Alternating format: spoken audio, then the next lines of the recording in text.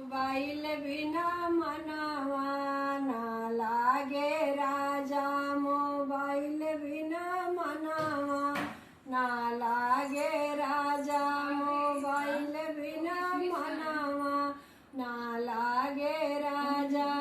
सास बिना लागे ससुर बिना लागे, सास बिना लागे ससुर बिना लागे, सास बिना लागे ससुर बिना लागे, देवर बिना मनवा ना लागे राजा, देवर बिना मनवा ना लागे राजा, देवर बिना मनवा ना लागे राजा। मोबाइल बिना मनवा ना लागे राजा, मोबाइल बिना मनवा ना लागे राजा।